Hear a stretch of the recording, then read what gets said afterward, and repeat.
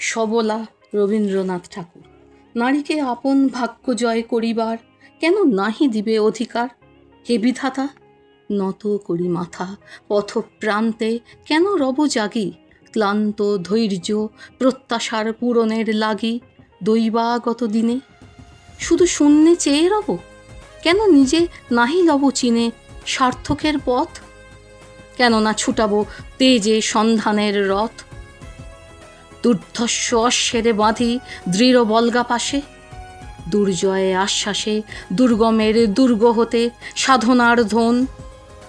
কেন নাহি করি আহরণ প্রাণ করি পণ? যাব না বাসর কক্ষে বধূবেশে বাজায়ে কিঙ্কিনি, আমারে প্রেমের বীর্যে কর অসঙ্কিনী।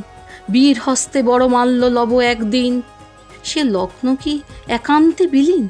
ক্ষীণ দীপ্তি গোধূলিতে কভু তারে দিব না ভুলিতে।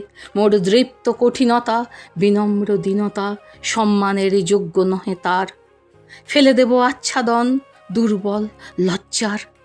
দেখা হবে ক্ষুব্ধ সিন্ধু তীরে, তরঙ্গ গর্জনোচ্ছ্বাস মিলনের বিজয় ধ্বনিরে দিগন্তের বক্ষে নিক্ষেপিবে।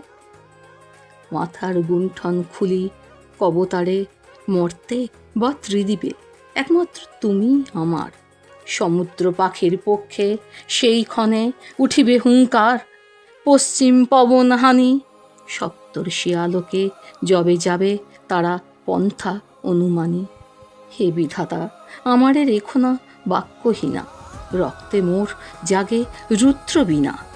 উত্তরিয়া জীবনের সর্বোন্নত মুহূর্তের পরে জীবনের সর্বতম বাণী যেন ঝরে কণ্ঠ হতে নির্বারিত স্রোতে।